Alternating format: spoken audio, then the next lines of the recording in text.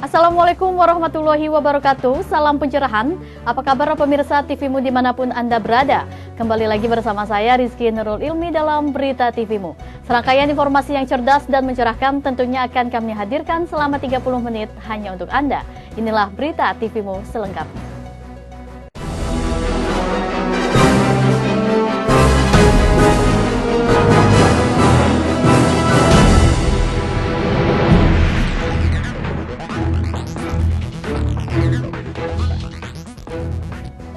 Pemirsa, pimpinan Pusat Muhammadiyah menggelar silaturahim Idul Fitri pada Jumat 24 Juli kemarin yang dibuka langsung oleh Profesor Dr. Din Samsudin bertempat di auditorium Gedung Dakwah Pimpinan Pusat Muhammadiyah, Menteng, Jakarta. Segenap karyawan dan warga Muhammadiyah menghadiri halal bihalal silaturahim Idul Fitri 1436 Hijriah Pimpinan Pusat Muhammadiyah yang digelar di auditorium Gedung Dakwah Muhammadiyah. Acara ini digelar guna mempererat tali silaturahim antar warga Muhammadiyah. Acara ini digelar sekaligus perpisahan dengan Din Samsudin selaku Ketua Umum Pimpinan Pusat Muhammadiyah. Dalam kesempatan ini, Din Samsudin berpamitan kepada seluruh warga Muhammadiyah dan juga memberikan beberapa wejangan untuk calon Ketua Umum yang baru. Tapi saya hanya mengelaborasi istilah pendiri Muhammadiyah Ahmad Dahlan, yaitu ulama intelek. Tidak sekedar ulama, tapi juga intelek, sehingga dia mampu memadukan tafsir dari kedua ayat-ayat tadi. Tapi kalau boleh saya tambah pada yang pertama ini, yang paham keagamaan, yang menurut pemahaman saya Muhammadiyah itu jalan tengah. Al-Aqidah al-Wasithiyah, jalan tengah. Jadi al-Islam al-Wasafi. Maka tadi alim, mutaqif, mutawassit. Kira-kira itu terdapat. Kriteria kedua, karena ini globalisasi, mutlak perlu memiliki managerial skill, kemampuan manajerial, mudabbir. Karena organisasi besar banyak masalah dalam rapat pleno PP Muhammadiyah, mungkin juga wilayah daerah Jawa itu urusan-urusan yang bersifat manajerial, harus punya kemampuan manajerial.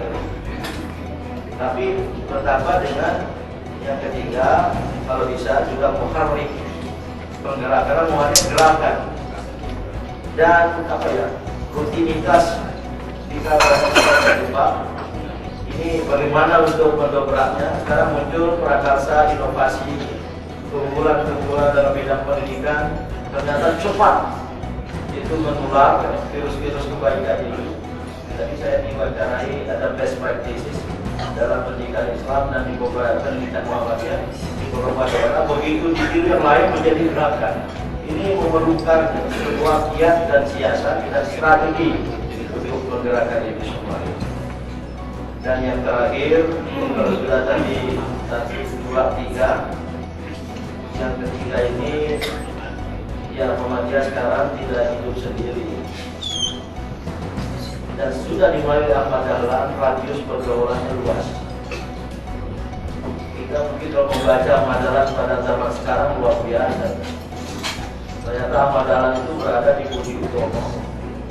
Ternyata Ahmad Dahlan itu mengundang tokoh PKI tokoh SI Merah, Maut, Misbah bahkan dijadikan, diakomodasi menjadi anggota Tanwir tanpa menjadi pengurus Muhammadiyah. Luar biasa wawasan kenegarawanan Muhammadiyah. Terus terang di gedung ini kalau mau undang-undang yang lain kritiknya luar biasa. Saya dulu mau mengundang Arifin Ilham, ya, itu ada spanduk di depan sini menolak. Saya tahu Arifin Ilham punya kartu anggota Muhammadiyah, bapaknya Imam Masjid Muhammadiyah di Banjarmasin. Saya tahu pengaruhnya luas dan ada pikiran saya, visi saya bagaimana mubalik yang punya pasar sendiri dirangkul oleh Muhammadiyah. Mungkin ada perbedaan, tapi bisa menjadi kekuatan karena mereka punya pasarnya sendiri. Atau boleh jadi kita berdialog, siapa tahu kemudian dia bisa membawa misi Muhammadiyah, alam pikiran seperti itu. Tapi ditolak oleh spanduk di depan gedung ini. Ya, saya sedih sekali. Ini berbeda dengan watak pimpinan Muhammadiyah awal. Maka kriteria keempat ini yang punya radius pergaulannya yang luas, bukan karena kita ingin berbaik-baikan begitu, tetapi dalam kehidupan modern sekarang ini. Saya kira ini saya rakatkan terserah kepada peserta undangan. Acara ini juga dihadiri sejumlah tokoh seperti Ketua MPR RI Zulkifli Hasan dan Direktur Informasi Publik Kementerian Luar Negeri Al-Bushro Basnur yang turut memberikan sambutan dan salam perpisahan pada Ketua Umum Pimpinan Pusat Muhammadiyah Din Samsudin dalam acara halal bihalal tersebut. Noviani Nuraini, Rizwan Mdin memberitakan dari Jakarta. Badan Intelijen Negara, TNI, Polri, dan sejumlah ormas mengunjungi Presiden Jokowi untuk mempercepat penanganan kasus intoleransi yang terjadi di Tolikara, Papua. Dalam pertemuan tersebut, Jokowi memberikan arahan mengenai keberagaman agama di tanah air. Badan Intelijen Negara, TNI, Polri, dan sejumlah ormas termasuk Muhammadiyah mengunjungi Presiden Joko Widodo untuk mempercepat penanganan kasus intoleransi yang terjadi di Tolikara, Papua. Dalam pertemuan tersebut, Jokowi menyampaikan keberagaman agama di tanah air yang harus saling menghormati. Najamuddin Ramli selaku perwakilan dari pimpinan pusat Muhammadiyah menyampaikan beberapa pokok pikiran dari Muhammadiyah. Antara lain, setiap yang melakukan kerusuhan harus diadili secara hukum, dan beberapa bangunan di Tolikara termasuk masjid atau musola segera diperbaiki, serta Kementerian Perekonomian juga harus merecovery ekonomi di Papua. Bagaimana keberagaman ini kita harus bina, kita harus harmoniskan, dan kita lihat memang Indonesia ini beragam, maka tokoh-tokoh agama ini sebagai corong terdepan untuk meredam jika ada gejolak-gejolak. Kita harus memahami bahwa kita ini multikultural, multi etnis dan beragam. Sehingga kita harus saling asuh, saling asih. Kemudian dalam keberagaman itu kita kuatkan persaudaraan antar bangsa kita. Ranah penegakan hukum dikerahkan kepada kepolisian, kemudian ranah rekayasa asing diserahkan kepada TNI, dan jika ada balasan di luar Tolikara bisa ditangani oleh BIN. Selain itu, dialog antar umat beragama juga harus terus ditingkatkan sehingga NKRI bisa kembali merajut harmoni kebangsaan aman dan tertib. Perbincangan yang menarik dari pertemuan tersebut bahwa negara Islam di Timur Tengah, bahkan Amerika dan Eropa, melihat kehidupan beragama di Indonesia itu patut dijadikan contoh.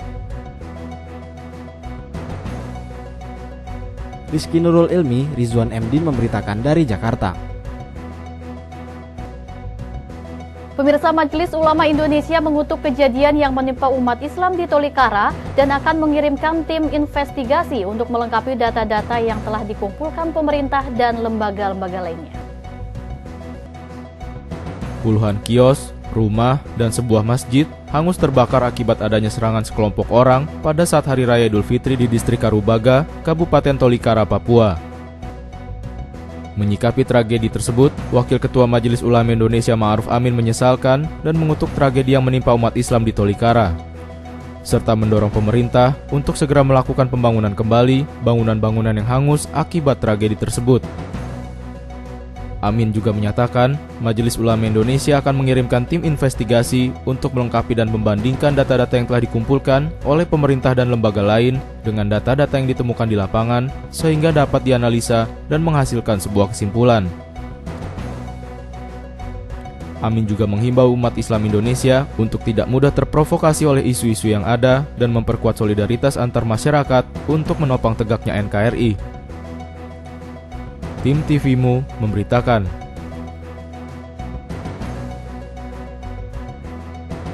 Pemuda Muhammadiyah dan sejumlah lembaga swadaya masyarakat lainnya kembali meluncurkan petisi pencopotan Budi Waseso selaku Kepala Badan Reserse Kriminal atau Kabareskrim. Desakan ini sebagai bagian dari reformasi Korps Bayangkara. Berikut selengkapnya. Ketua Umum Pimpinan Pusat Pemuda Muhammadiyah Dhanil Anzar Simanjuntak dan Direktur Eksekutif Lingkar Madani Indonesia atau Limare Rangkuti meminta Presiden Joko Widodo memimpin langsung upaya reformasi di tubuh kepolisian. Mereka berharap pelaksanaan reformasi di tubuh kepolisian akan mendorong penegakan pelaksanaan hukum di Indonesia, termasuk diantaranya memberantas tindak pidana korupsi. Mereka juga meminta Presiden Joko Widodo segera membentuk tim independen reformasi kepolisian. Pelaksanaan reformasi di tubuh Bayangkara merupakan agenda mendesak saat ini. Pasalnya, kata Dhanil, kepolisian cenderung mengambil posisi berhadapan dengan para penggiat anti korupsi. Terutama selama Budi Waseso menjabat Kabareskrim, tidak sedikit para penggiat anti korupsi justru dijadikan tersangka. Dhanil menegaskan, petisi ini bukan lahir karena pernyataan Budi Waseso terhadap Syafi'i Ma'arif, tapi lantaran sepak terjang ataupun ulah Budi Waseso inilah yang tidak sejalan dengan semangat reformasi. Karena itulah pemuda Muhammadiyah dan Lingkar Madani Indonesia, Indonesian Corruption Watch, Kontras, LBH Jakarta, YLBHI, PSHK, menandatangani petisi pencopotan Budi Waseso yang telah mendapat dukungan lebih dari 20.000 penandatangan. Desakan atau petisi yang kami sampaikan ini adalah petisi yang biasa. Maksud saya biasa adalah ini adalah perspektif publik terhadap kinerja pejabat publik. Jadi misalnya kalau ada yang bilang ini gerakan sangat sinistik, gitu. Sinisme tidak sama sekali. Saya pikir desakan kami meminta Buas untuk dicopot ini adalah gerakan publik yang melihat pejabat publik itu punya performance buruk. Tim TVMU memberitakan. Pemirsa, Kapolri Jenderal Badrodin Haiti menyebut ada indikasi atau aktor intelektual di balik kejadian pembakaran masjid dan fasilitas umum saat Idul Fitri di Papua. Berikut selengkapnya. Kerusuhan di Tolikara, Papua saat Idul Fitri menyisakan kesedihan mendalam bagi sejumlah masyarakat Papua. Pembakaran masjid dan sejumlah fasilitas menyisakan trauma tersendiri bagi Muslim Papua. Setelah sejumlah ormas Islam dan pemerintah mendesak Kapolri mengusut tuntas kasus ini, Kapolri Jenderal Badrodin Haiti mengunjungi Papua untuk meninjau langsung dan mencari fakta dari kejadian itu. Menurut Kapolri, kasus pelanggaran hukum ini bisa dituntaskan secara hukum pula. Ia juga menyebut ada dalang intelektual di balik kejadian ini. Namun ia belum memastikannya karena kasus penyelidikan masih terus dilakukan. Untuk itu belum adanya penetapan tersangka dalam kerusuhan itu. Badrodin juga menjelaskan bahwa kondisi di Tolikara sudah kondusif. Hal yang perlu diperhatikan yakni para pengungsi yang masih ditampung di tenda-tenda Koramil Karubaga. Badrodin berjanji akan secepatnya menyelesaikan kasus ini secara cepat. Usai mengunjungi Papua, Badrodin langsung menemui Wakil Presiden Yusuf Kala yang juga pembina Dewan Masjid Indonesia. Ia menjelaskan ke JK sudah ada 20 saksi yang diperiksa dan sudah mengumpulkan semua tokoh agama. Tahap selanjutnya adalah memperbaiki kembali seluruh fasilitas yang sudah dirusak dan dibakar. Tim TVMU memberitakan dari Jakarta. Pemirsa, jangan kemana-mana, Berita TVMU akan segera kembali sesaat lagi.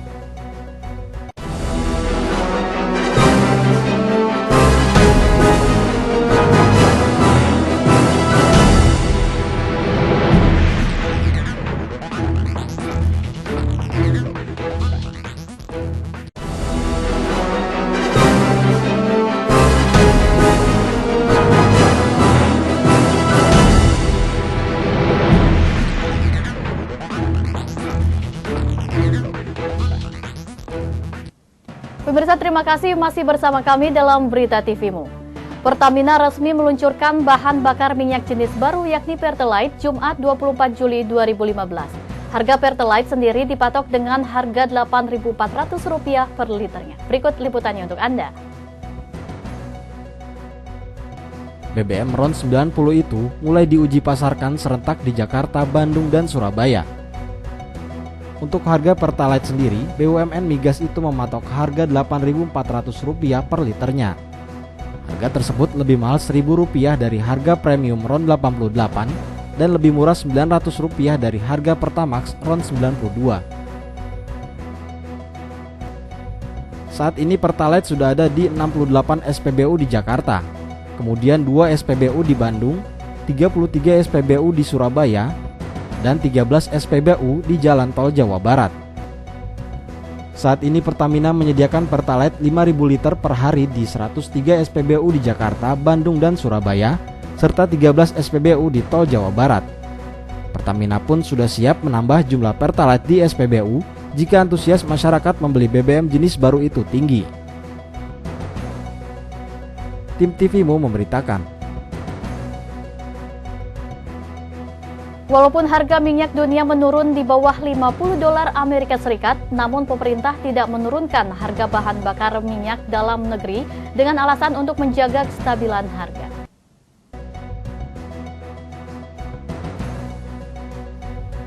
Harga minyak dunia turun setelah pemerintah Amerika Serikat menunjukkan data persediaan minyak mentah lebih tinggi, sehingga menambah kekhawatiran tentang kelebihan pasokan global. Harga minyak mentah light sweet atau West Texas Intermediate atau WTI untuk pengiriman September turun $1,67 Amerika Serikat per barel menjadi $49,19 Amerika Serikat per barel di New York Mercantile Exchange. Harga minyak mentah berakhir di bawah $50 Amerika Serikat untuk pertama kalinya sejak 2 April 2015 lalu. Sedangkan untuk harga minyak patokan Eropa, Brent untuk pengiriman September turun 91 sen dolar Amerika Serikat menjadi ditutup pada harga $56,13 Amerika Serikat per barel di perdagangan London. Walaupun harga minyak dunia turun di bawah $50 Amerika Serikat, namun pemerintah tidak akan menurunkan harga bahan bakar minyak atau BBM di dalam negeri. Pemerintah beralasan hal ini dilakukan untuk menjaga kestabilan harga dan juga untuk memberikan kompensasi atas kerugian yang ditanggung Pertamina beberapa waktu lalu akibat kebijakan pemerintah untuk tidak memberikan subsidi pada BBM premium lagi. Untuk itu pemerintah tidak ingin terburu-buru menurunkan harga BBM dan meminta masyarakat untuk mengikhlaskan ketika harga BBM tidak turun saat harga minyak dunia turun, sebab selisih positif dari harga minyak dunia yang terus menurun akan ditabung sebagai bekal. Tim TVMU memberitakan. Partai Amanat Nasional menyatakan akan mengusung 269 orang calon di Pilkada Serentak 2015. Untuk itu, PAN masih membuka diri untuk mengakomodasi calon-calon dari partai yang bersengketa untuk menyemarakan pilkada. Tanggal 26 dan 28 Juli 2015 merupakan hari pendaftaran Pilkada Serentak di mana Partai Amanat Nasional atau PAN mengusung 269 calon. Berdasarkan pernyataan Ketua Umum PAN Zulkifli Hasan, dalam Pilkada kali ini PAN tidak memandang koalisi Merah Putih ataupun koalisi Indonesia Hebat dalam berkoalisi di Pilkada. Selain itu juga PAN terbuka terhadap latar belakang calon. Yang terpenting, para calon harus memiliki wawasan kebangsaan dan mampu memimpin bukan hanya kelompok atau agama saja. Hingga saat ini 200 dari 269 calon sudah siap mendaftar pilkada. Persiapan terus dilakukan untuk menampung para calon dari parpol yang bersengketa, di mana kita ketahui partai yang masih bersengketa dan terancam gagal mengikuti pilkada yakni Partai Golkar dan P3. Tim TVMU memberitakan. Pemirsa, Komisi Perlindungan Anak Indonesia atau KPAI menilai peran negara belum optimal dalam upaya menjamin perlindungan anak di tanah air. Hal tersebut ditandai dengan kian meningkatnya laporan kasus terkait anak. Berikut selengkapnya. Sehubungan dengan Hari Anak Nasional yang jatuh pada 23 Juli kemarin, Komisi Perlindungan Anak Indonesia atau KPAI menilai kasus kekerasan terhadap anak di Indonesia masih tergolong tinggi. Dari 9 pengelompokan pengaduan yang masuk ke KPAI, kasus anak berhadap dengan hukum menempati posisi paling banyak. Setidaknya hingga April 2015, tercatat ada 6.006 laporan kasus anak berhadapan dengan hukum. Melihat realitas tersebut, KPAI menilai peran negara belum optimal dalam menjamin perlindungan terhadap anak. Untuk itu, KPAI mendesak negara untuk hadir total dan lebih memperhatikan perlindungan anak, di mana penegakan hukum harus tegas dalam melindungi hak-hak anak.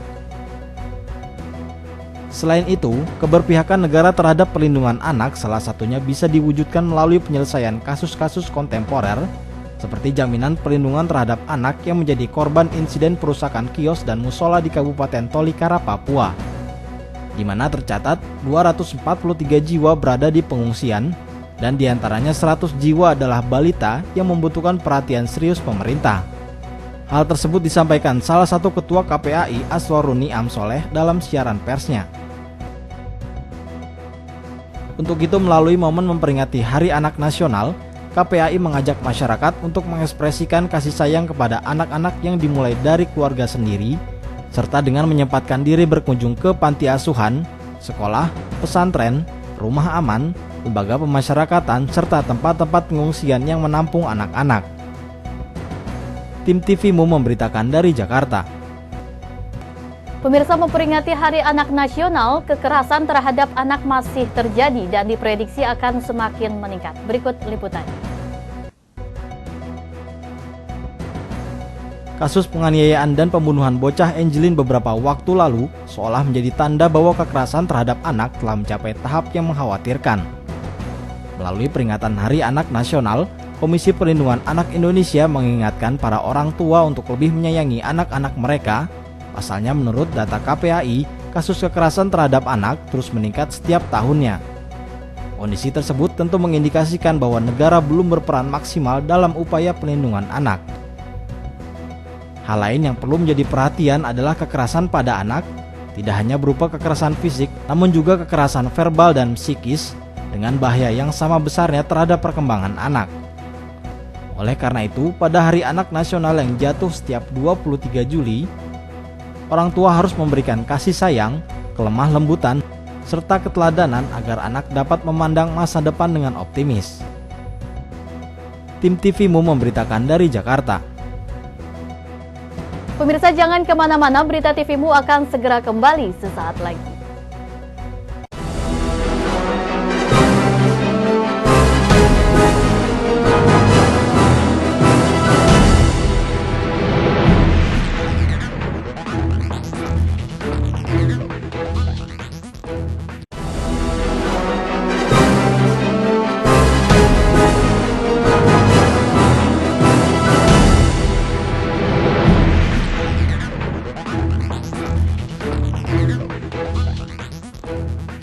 Pemirsa, terima kasih masih bersama kami dalam Berita TVMU. Dataran tinggi Gayo pernah memiliki buah nanas yang khas dengan cita rasanya yang sangat manis dan renyah di lidah. Namun saat ini akibat areal perkebunan nanas yang kian menyempit, membuat kualitas nanas Gayo yang terkenal itu pun ikut menurun. Berikut selengkapnya.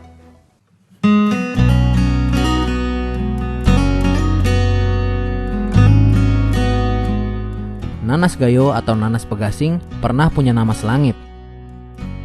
Setiap kali wisatawan datang ke Takengon, Aceh Tengah, pasti akan menyempatkan diri bertandang ke kawasan perkebunan nanas di kawasan Pegasing.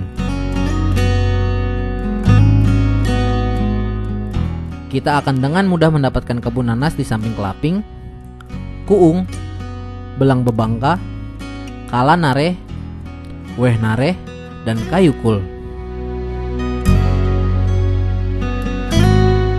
Pelancong bisa membeli nanas langsung dari kebun atau menikmati rujak yang berlokasi di sebelah kebun nanas. Rasa nanas Pegasing pun terbilang manis dan renyah sehingga enak di lidah. Enak dibuat rujak, enak juga dijadikan acar atau pajri untuk dijadikan pendamping gulai daging.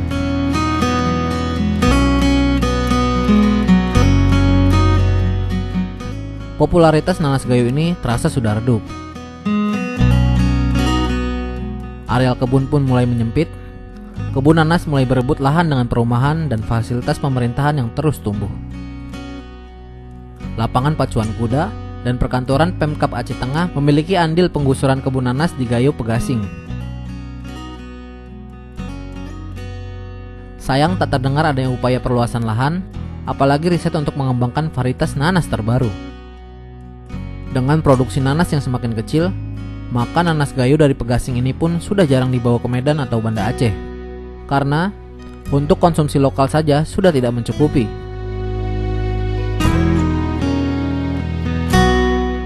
Puasa dan Lebaran kemarin menjadi berkah buat petani nanas di Pegasing.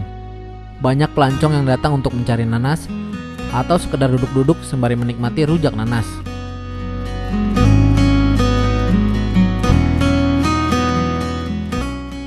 Ada dua lokasi penjual rujak yang terkenal di Aceh Tengah, yaitu Rujak Pegasing dan Rujak Burnibis. Dua lokasi ini dikenal ikon rujak nanas gayo di Aceh Tengah.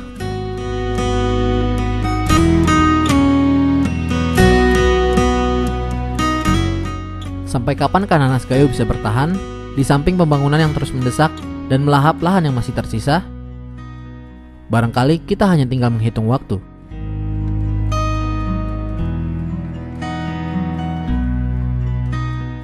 Sampai akhirnya perkebunan nanas gayo di kawasan Pegasing benar-benar musnah. Atau ada kebijakan pemerintah daerah Aceh Tengah untuk melakukan rehabilitas lahan dalam jumlah yang lebih luas. Syaiful Hadi, Agus Naidi Budaya, TVMU memberitakan dari Takengon, Aceh Tengah. Pemirsa, investasi kafe kopi di Takengon, Aceh Tengah terus berkembang. Hingga kini kafe yang menyajikan kopi dengan cita rasa yang khas serta tampilan modern menjadi kafe yang paling diminati masyarakat. Berikut informasi dari rekan kami Syaiful Hadi dari Takengon, Aceh Tengah. Selengkapnya untuk Anda. Dan mencerahkan yang kami rangkum dalam Berita TVMU. Saya Rizky Nur Ilmi dan kru yang bertugas pamit undur diri dari hadapan Anda. Terima kasih, selamat beraktivitas, salam pencerahan, dan wassalamualaikum warahmatullahi wabarakatuh.